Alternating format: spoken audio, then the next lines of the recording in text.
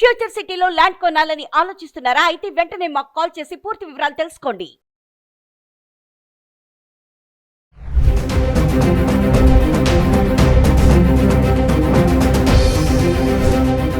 Hello నమస్తే, welcome to Suman TV. మనకి కర్నూలులో జరిగిన ఇన్సిడెంట్ అయితే తెలుసు. బెంగళూరుకి వెళ్తున్న బస్సు ఏదైతే దుర్ఘటన పాలైందో అది అందరికీ తెలుసు. అది అందరికీ కూడా చాలా బాధాకరమైన విషయం. అయితే దీని పట్ల మనకి దానికి కారణాలు ఏమై ఉంటాయి, అండ్ ఇలాంటి దుర్ఘటనలు ఇక ముందు కూడా మనకి రాకుండా ఉండాలన్నా కానీ ఎలాంటి చర్యలు మనం తీసుకుంటే బాగుంటుంది అనే దానిపైన మనతో ఈరోజు మాట్లాడడానికి పోలీస్ డిపార్ట్మెంట్ నుంచి మధు గారు ఉన్నారు. వీరితో ఈ విషయాలన్నీ కూడా మనం మాట్లాడదాం. మధు గారు నమస్కారం అండి. నమస్తే మేడం. బస్ ఇన్సిడెంట్ గురించి డిస్కస్ చేసినప్పుడు ఇందాక మనం అందులో జరిగిన టెక్నికల్ వైఫల్యాలు ఏముండొచ్చు, గవర్నమెంట్ దగ్గర నుంచి కానీ లేదంటే ట్రావెల్స్ దగ్గర నుంచి కానీ, అట్ ద లాస్ట్ ఆ ప్యాసింజర్స్ ఆర్ఎల్స్ ఎవరైతే బైకర్ ఉన్నారో వాళ్ళందరి దగ్గర నుంచి మనం మాట్లాడుకుంటూ వచ్చాం. బట్ యాక్చువల్లీ మనకి మీరు అన్నారు బస్సు డిజైన్ చేసేటప్పుడు they have to see some అన్ని లిమిట్స్ అనేవి ఉంటాయి, అవన్నీ చెక్ చేసి ఆ కండిషన్స్ అన్ని చూసి దే హ్యావ్ టు ఇష్యూ అని అంటారు. లైక్ ఒక చిన్న basic point what we have our team has raised is like అంటే అసలు యాక్చువల్గా బస్సెస్కి ఎవరైనా లైసెన్స్ లైక్ ఏసీ బస్సెస్కి కానీ ట్రావెల్స్కి కానీ ఇష్యూ చేసే ముందు ఏం నీడ్ ఉండాలి, బేసిక్ కండిషన్ ఏంటి, అసలు ఏం చదువుకుని ఉండాలో లేదంటే ఏం క్వాలిఫైడ్ ఉండాలి అసలు? డ్రైవింగ్ లైసెన్స్ గురించి మనం మాట్లాడుకుంటే అంతకుముందు అంతా కూడా మెకానికల్ బస్సులు ఉండేవి. వెహికల్స్ అన్ని కూడా మెకానికల్ స్టీరింగ్ అని చెప్పేసి సెన్సార్స్ లేకుండా జస్ట్ కీ స్టార్ట్, తర్వాత మార్జిన్ చూసుకొని నడిపేంత సైడ్ మిర్రర్ ఫ్రంట్ మిర్రర్ అలాగే ఉండేవి. ఇప్పుడు అలా కాదు. 360 డిగ్రీలో మీకు సీసీ కెమెరాలు ఉంటాయి అండ్ సెన్సార్స్ ఉంటాయి. దానికి తోడు అంత పుష్ బటన్ హైడ్రాలిక్ మెకానిజం. మీరు బస్సు డోర్లు కూడా బటన్ ఓపెన్ చేస్తే ఓపెన్ అవుతాయి, మీరు గమనిస్తుంటారు. రైట్. మీరు బస్సు వెనక మనం డిక్కీ ఓపెన్ చేసి సామాన్ పెట్టాలన్నా జస్ట్ బటన్ నొక్కితే ఇది ఓపెన్ అవుతుంది. సో అప్పుడు అన్ని మాన్యువల్ ఉండేవి. సో ఆబ్వియస్ గా ఇలాంటి బస్సులు నడపడానికి one should be very good qualified educationally, technically. Genuinely these guys are not up to that mark. ఎందుకంటే మనం కరెక్ట్గా చూస్తే వీళ్ళు సగం తాగుబోతులు ఉంటారు. వీళ్ళంతా లారీలు నడిపి అంటే ఒక డిసిప్లైన్డ్ డ్రైవింగ్ అనేది వాళ్ళే కాదు. మన దేశంలో 94% ఒక సర్వే చెప్తుంది 94% మందికి రోడ్ సెన్స్ లేదు. మన దేశంలో 60%కి పైగా ఫేక్ డ్రైవింగ్ లైసెన్స్లు ఉంటాయి. 60% above we have fake driving licenses.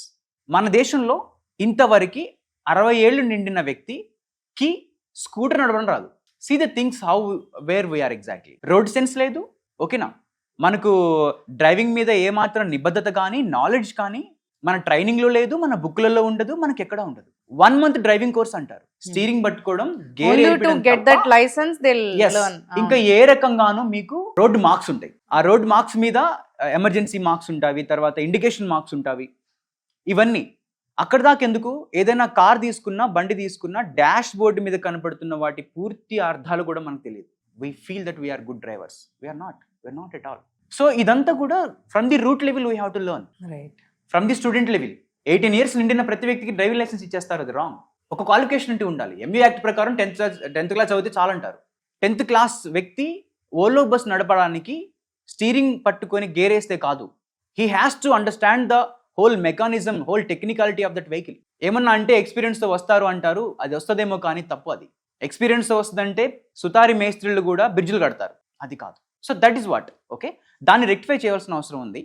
And government should do this all these things.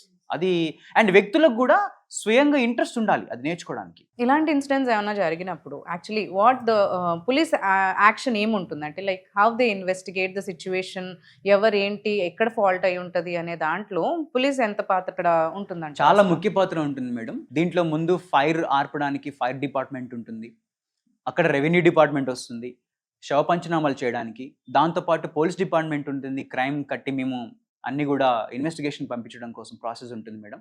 ఆబ్వియస్గా మేము ఎప్పుడైనా సరే ఇన్సిడెంట్ ప్లేస్ని సెక్యూర్ చేస్తాము, దట్స్ క్వైట్ నార్మల్. ఆ ఇన్సిడెంట్ ప్లేస్ని ఎందుకు సెక్యూర్ చేస్తాము అంటే ఆధారాలు మిస్ అవ్వకూడదు అనే ఉద్దేశంతో. ఓకే, తర్వాత మెటల్స్ ఒకవేళ కాలిపోయిన శవాలు వాళ్ళ ఒక్కొక్కటి నమూనాలు తీసుకొని అవి సపరేట్ చేసి, వాళ్ళ వస్తువులు తీసుకొని అవి సపరేట్ చేసి ఏ బాడీకి సంబంధించిన వస్తువు ఆ బాడీకి సపరేట్గా వాటిని మేము ప్యాక్ చేయడం కానీ, ఆ తర్వాత మెటల్స్ ఎక్కడైతే ఇప్పుడు యాక్సిడెంట్ అయిన బైక్ ఉంది ఆ బైక్ని ప్రాపర్గా ఫోటోలు తీసి ఆ మెటల్స్ని మళ్ళీ వేరు చేసి వాటిని మళ్ళీ ల్యాబ్ పంపించడం అనేది జరుగుతుంది. ఆబ్వియస్గా ఇలాంటి కేసులలో ఏం జరిగిద్దంటే కాజ్ ఆఫ్ నెగ్లిజెన్సీ డ్రైవింగ్ అని చెప్పేసి crime number 106 any negligence death crime number 106 BNS ప్రకారం మేము ఒక కేసు కడతాము. అది నిరూపణ అయితే 5 సంవత్సరాల జైలు శిక్ష ఉంటుంది. కానీ ఇలాంటి కేసులో ఎవరిది నెగ్లిజెన్స్ అనేది చెప్పడానికి చాలా కష్టం ఉంటుంది. అండ్ మనం ఏదైనా మంచి ఇన్వెస్టిగేషన్ చేసి కోర్టుకు పంపేలోపు ఆ కావేరీ ట్రావెల్స్ వాళ్ళు, దివాకర్ ట్రావెల్స్ వాళ్ళు వీళ్ళు వాళ్ళ డిఫెన్స్ లాయర్ని పెట్టుకొని ఆ కేసు కొట్టేసేలా చేస్తారు. That is normal in this country. చాలా నార్మల్ అది. ఎందుకంటే cause of death by the negligence మీద శిక్షలు చాలా తక్కువ రేట్లో ఉంటాయి. చాలా మైన్యూట్ లెవెల్లో 1-2 కేసులకి శిక్ష పడుతుంది. 1000 ఆఫ్ కేసులు. ఏం పనిష్ చేస్తారు? 5 years పనిష్మెంట్ ఉంటుంది మాక్సిమం. సో మాక్సిమం ఎవరికి వెయ్యరో ఒక 3 years వేస్తారు. అందులో ఈ ట్రైల్ అవి ఇవి తీసేసుకొని వాడు 1 సంవత్సరం జైల్లో ఉంటాడు. అంతకంటే ఎక్కువ రోజులు అయితే ఉంటాడు. ఈ నెగ్లిజెన్స్ లో మొత్తం ట్రావెల్స్ డ్రైవర్ తో సహా వీళ్ళందరిలో వస్తారన్నమాట. ఎగ్జాక్ట్లీ అంతే.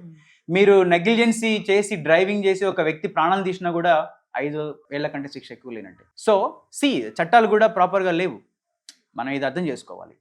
కాబట్టి ఇక్కడ సిస్టమ్ ఫెయిల్ అయినప్పుడు, చట్టాలు ప్రాపర్గా లేనప్పుడు, ఇన్వెస్టిగేషన్ ప్రాపర్గా లేనప్పుడు, ఈ దేశంలో ఎవరు పని చేయనప్పుడు ఎవరికి వారుగా కనీసం అలర్ట్గా ఉండాలి.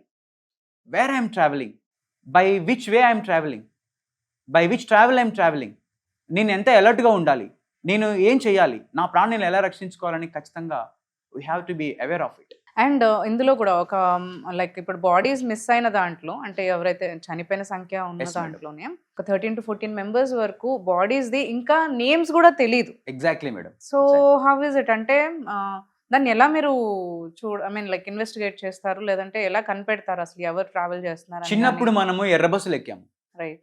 మనం ఎక్కిన సంగతి దిగిన సంగతి ఎవరికి తెలియదు. మధ్యలో ఏమైనా అయినా కూడా ఎవరికి తెలియదు. ఇంటి పైన ఆడ వచ్చిండో లేదో కూడా తెలియదు. ఇప్పుడు టెక్నాలజీ మారింది.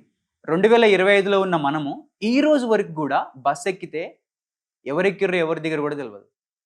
మీరు నమ్మండి. ఒక్క చిన్న పని చేయలేము మనం. బస్ ఎక్కగానే టికెట్ కొట్టేటప్పుడు ఆ మనిషి ఆధార్ కార్డు నెంబర్ ఎంటర్ చేస్తే ఆ ఆధార్ కార్డు నెంబరు ఆ టికెట్ ఆన్లైన్తో కనెక్ట్ అయి ఉండి వాళ్ళ హెడ్ ఆఫీస్లో నమోదైతే is it a problem to find out someone? మీ బస్సులో ఎవరు ట్రావెల్ చేశారనేది పెద్ద విషయమా? ఇంత పెద్ద నెట్వర్క్ ఉన్న, ఇంత పెద్ద జై భారత్ మాతాకి చెప్పే మన చేతులు, మన నోర్లు ఈ చిన్న పని చేయలేవా? Can't we do that? కొన్ని లక్షల కోట్లు మనం స్పెండ్ చేస్తాము. దేనికి మరి ఇవన్నీ? So this is what exactly madam, ఇది మనం చేయవలసిన పని. ఇకపోతే పోలీస్ ఏం చేస్తుందంటే ఆబ్వియస్గా DNA కలెక్ట్ చేస్తాము. ఫస్ట్ ఎక్కే చోట ఇప్పుడు ఎలా ఉంటుందంటే మేడం, కొంతమంది ఆన్లైన్ బుక్ చేస్తారు. బుక్ చేసిన వాళ్ళే ఎక్కరు. రైట్. కొన్నిసార్లు మిస్ అవుతారు, లేదంటే సమ్ ప్రాబ్లమ్స్ వల్ల ఆగిపోతారు. వాళ్ళు ఒక్కొక్క స్టేజ్లో ఇంకొకళ్ళు ఎవరో ఆ సీట్లో కూర్చుంటారు. కొన్ని సీట్స్ అసలే బుక్ కావు. వాటికి కూడా ఎవరెవరో వచ్చి కూర్చుంటారు. వాళ్ళు టికెట్ కూడా కొట్టరు. ఈ కావేరీ, దివాకర్ ఇలాంటి ట్రావెల్స్లో వాళ్ళు టికెట్లు కూడా ఏం కొట్టారు. 500 క్యాష్ తీసుకుంటారు, కూర్చోబెడతారు. సో ఇలాంటి కేసెస్లో మేము ఏం చేస్తాము అంటే we observe the CCTV footages maximum places. Okay, when it is all burnt, when it is all burned, CCTV footage అలాగే ఉంటుంది కదా. ఇప్పుడు దీంట్లో ఆల్రెడీ ఐడెంటిఫై అయిన బాడీలో ఒక 10 ఉన్నాయి. 20 మంది రక్షింపబడ్డారు. ఇంకో 11 మందిని ఐడెంటిఫై చేయాలి. సో ఈ 11 మందిలో నుంచి ఎవరెవరు ఇలా ఐడెంటిఫికేషన్ ఆల్రెడీ ఉంది కాబట్టి రిమైనింగ్ వాళ్ళ యొక్క మేము ఎక్కేటప్పుడు దిగేటప్పుడు ఏమైనా జంక్షన్లో CCTVలు చూస్తాము. అది కాకుండా టవర్స్ చూస్తాము. ఫర్ ఎగ్జాంపుల్, ఏ ప్లేస్లో అయితే ఇన్సిడెంట్ జరిగిందో ఆ ప్లేస్కి 2 o'clock టైంలో ఆ నెట్వర్క్ని బేస్ చేసుకున్నటువంటి ఆ ఫోన్ నెంబర్లు మేము ట్రేస్ అవుట్ చేస్తాము. వాళ్ళ అడ్రస్ ట్రేస్ అవుట్ చేస్తాము, వాళ్ళతో కాంటాక్ట్ అవుతాము. దాంతోపాటు DNA టెస్ట్ ఉంటుంది మేడం. ఆబ్వియస్గా మనకు చనిపోయిన వ్యక్తి మావాడు అని చెప్పినా అప్పగిచ్చేలా ఉండదు. ఎందుకు అంటే ఆ DNA మ్యాచ్ కావాలి, చట్టం అది. రైట్. సో ఆబ్వియస్గా ఇలాంటి చాలా వేస్ ఉంటాయి మేడం ఫైండ్ అవుట్ చేయడానికి. డెఫినెట్లీ ఫైండ్ అవుట్ చేస్తాం. We are into that definitely. And lastly Madhu గారు, యాక్చువల్లీ ఇప్పుడు మీరు అన్నారు వన్ షుడ్ బి అవేర్. ఇవి ఇలాంటివి యాక్సిడెంట్స్ అనేవి సమ్ వేరియస్ మల్టిపుల్ రీజన్స్ తో మనకు జరుగుతూనే ఉంటాయి. సో మన ఇండివిజువల్ రెస్పాన్సిబిలిటీ ఏమంటారు when they are travelling? How they have to look out for, అంటే ఫ్యామిలీ గురించి వాళ్ళు లైక్ ట్రావెల్ చేస్తున్నప్పుడు ఎలాంటి ప్రికాషన్స్ తీసుకోవాలి when they are booking? And ఇలాంటి సంఘటన ఎప్పుడన్నా వాళ్ళు అనుకోకుండా జరిగిందే అనుకోండి, ఏం చేయొచ్చు అసలు? మేడం, మీరు ఈ మధ్య కొన్ని చూస్తూనే ఉంటారు. కొన్ని కార్పొరేట్ సంస్థలు మాక్ డ్రిల్స్ నిర్వహిస్తుంటారు. Okay. And earlier police department, మేము ఫైర్ డిపార్ట్మెంట్ వాళ్ళమే మాక్ డ్రిల్స్ చేస్తూ ఉండేవాళ్ళం. ఇప్పుడు కొన్ని మ్యాండేటరీ చేశారు. ఈ మాక్ డ్రిల్స్ అనేవి ఫ్రమ్ ది స్కూల్ లెవెల్ ఉండాలంట నేను. ఓకే. ఉంటాయి కానీ ఉన్నట్టు కాగితాల్లో ఉంటాయి కానీ గ్రౌండ్లో ఉండవు. In practical they are not Exactly. Doing it అంటారు. మంట రాగానే స్మోక్ ఎటు వెళ్తుంది, స్మోక్ పైకి వెళ్తే మనం ఏం చేయాలి, ప్రతి పిల్లవాడికి తెలియాలి, ప్రతి మనిషికి తెలియాలి.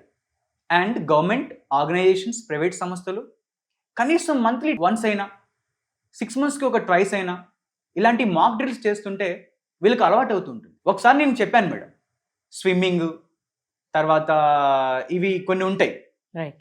ఇవి మనం కాపాడుకోవడానికి కావాల్సినటువంటి కొన్ని విషయాల పట్ల మనకు ఖచ్చితంగా అవగాహన ఉండాలి. రైట్. అంటే మన దేశంలో ప్రజల పరిస్థితి ఏంటంటే ఎవడన్నా మనం పొలవడానికి వస్తే అరే ఇటు కాదురా ఇటు బొడుగు ఇక్కడ మెత్తగుంటది నీకు ఈజీ అయ్యిద్ది అని చెప్పే బాపతి మనందరం. We never thought of taking care of our self. Prevent చేసుకుందాము అనే, ఫైట్ చేద్దాము, అనే అఫెండ్ ఆలోచన అవుదాము మనకి అనేది ఎవరికీ ఉండదు ఉండదు madam. First they get panic, confuse అంతే. అవుతారు, ఫస్ట్ పానిక్ అవుతారు, ఆ పానిక్ లో మనం షాక్ అయిపోయి వి లెఫ్ట్ ఎవ్రీథింగ్. దే అంతే. Fail in taking decision or అంతే. Else action. అంతే. రైట్. అలా కాదు కదా మేడం, మనం అవేర్ గా ఉండాలి. ఆ mind should be exactly, it should be alert and it should be very brave. Okay smoke వస్తుంది, ఏదైనా అడ్డం పెట్టుకొని ఏదో ఒక దారి ఎత్తకడమా, ఆ అద్దాన్ని పళ్ళగొట్టడానికి ట్రై చేయడమా, వీళ్ళు ముందు అది చెయ్యరు, గివప్ చేస్తారు. అది తప్పు మేడం. దాని తోడు ఏంటంటే నేను అన్నట్టు ఈ మాక్ డ్రిల్స్ ఉంటాయి కదా, ఈ మాక్ డ్రిల్స్లో ఉన్నప్పుడు ఫైర్ ఎక్స్టింగ్విష్ వస్తువులని మనం ఎలా యూజ్ చేయాలి, ఓకే ఫైర్ అవన్నీ ఫైటింగ్ చూపించు. వస్తువులను ఎలా మనం వాడాలి అనే దాని మీద మనకు ఖచ్చితంగా అవగాహన ఉండాలి. రైట్. అది ఫ్రమ్ ది రూట్ లెవెల్ ఉండాలి మేడం. Right. ఈ రోజు ఈ దేశంలో 78 ఏళ్ల స్వతంత్రపు దేశంలో ఒక 78 సంవత్సరాల వ్యక్తిని పిలిచి అడిగితే చెప్పలేడు. Nothing madam. మనం చాలా తక్కువలో ఉన్నాం, మనం రక్షించుకోలేని పొజిషన్లో ఉన్నాం ఇవాళ. దీని మీద మనం ఖచ్చితంగా ఆలోచన చేయాలి. At least we have to save hour cells from these well corrupted people. Right. మన చుట్టూ వెల్ కరప్టెడ్ పీపుల్ ఉన్నప్పుడు మనకు కావాల్సిన సెక్యూరిటీ, సేఫ్టీ, న్యాయము ఇవేమీ దక్కవు మేడం. Right. అప్పుడు కనీసం మనమైనా ప్రొటెక్షన్ చేసుకునేటువంటి అవేర్నెస్ మనలో ఉండాలనేది నా తపన. సో లాస్ట్లీ బుక్ చేసుకునేటప్పుడు ఇప్పుడు అందరూ కూడా కాస్ట్లీ ఉంది, అన్ని ఫీచర్స్ ఇస్తున్నారు, అన్ని టెక్నికల్గా చూసి ఓకే ఇది మంచి క్వాలిటీది అయి ఉంటుంది అని చెప్పి బుక్ చేసేసుకుంటూ ఉంటారు Yes, madam. టికెట్స్. సో మెయిన్గా చిన్నగా వాళ్ళు ఒకవేళ టికెట్స్ బుక్ చేసుకునే ముందు బేసిక్ మినిమం పాయింట్స్ ఏం చూసుకొని వాళ్ళు బుక్ చేసుకోవాలి అని అంటారా? బస్లో బుక్ చేసుకునేటప్పుడు ఆన్లైన్లో ఎమర్జెన్సీ ఎగ్జిట్ ఎక్కడుంది, విండో, ఎజైల్ సీట్స్ ఇవన్నీ కూడా ఒకటి ఇస్తాడు. సో ఇప్పుడు ఎమర్జెన్సీ విండో దగ్గర ఒకరిద్దరు బుక్ చేయించుకుంటే వాళ్ళిద్దరే బతుకుతారు తప్పించుకోవడానికి, మిగతా వాళ్ళకి అవకాశం ఉండదు. సో ఇది కాదు అసలు మనం చేయవలసింది ఏంటంటే ఆ బస్సు మనకి ప్రొవైడ్ చేస్తున్నవాడు సేఫ్టీ ఫీచర్స్ ఏం ప్రొవైడ్ చేస్తున్నాడో చూసుకోవాలి. వాడిచ్చే టికెట్లో ప్రతి సేఫ్టీ ఫీచర్ వివరాలు రాసి ఉండాలి.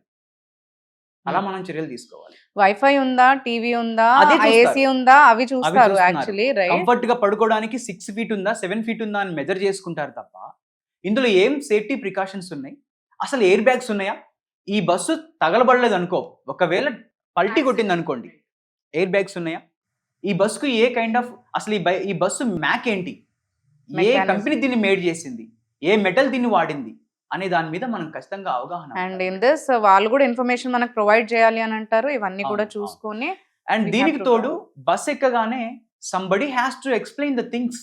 మనం ఫ్లైట్ ఎక్కగానే చెప్తారు రైట్. మీకు లెఫ్ట్ ఇది ఉంటుంది, అది ఉంటుంది, మాస్క్ ఉంటుంది, మీకు ఎయిర్ బ్యాగ్స్ ఉంటాయి. అఫ్ కోర్స్ మన వాళ్ళు అది కూడా వినర్లేండి, okay, but at least they tell us. బస్సులో కూడా ఉండాలి. ఇప్పుడు మనం అనుకుంటాం ఇవాళ ఓలో బస్ ఒకటి తగలబడ్డది అనుకుంటున్నాము, రేపటి రోజు నా చిన్న పల్లె వెలుగు బస్సు కూడా ఇదే అవ్వచ్చు. నేను నా మనస్ఫూర్తిగా చెప్పేది ఏంటంటే ప్రతి బస్కు అది ఉండాలి, మినిమం అండి. ఇలా ఎడ్యుకేట్ చేసుకుంటూ వెళ్తే మనకు అలవాటు వస్తుంది, మనం అలవాటు పడతాం. ఈ దేశ ప్రజలు అలవాటు పడరనేది ఏమి కాదు, మనకు మన ప్రభుత్వాలు అలవాటు చేయవు అంతే, మన బ్యూరోక్రసీ మనకు అలవాటు చేయదు అంతే. మనం అలవాటు పడతాం, మనకు అలవాటు పడే గుణం ఉన్నది, కానీ ఇది వాళ్ళు చేయాలి ఖచ్చితంగా. ఇది వాళ్ళు ఆ ప్రైవేట్ సంస్థ అయినా గవర్నమెంట్ సంస్థ అయినా, మీరు బస్ ఎక్కుతున్నారు, మీరు 4 గంటలు కూర్చొని ప్రయాణం చేస్తున్నారంటే డెఫినెట్లీ మీకు ఆ సేఫ్టీ ఫీచర్స్, సేఫ్టీ ప్రికాషన్స్, మంచి చెడు అన్ని చెప్పాలి.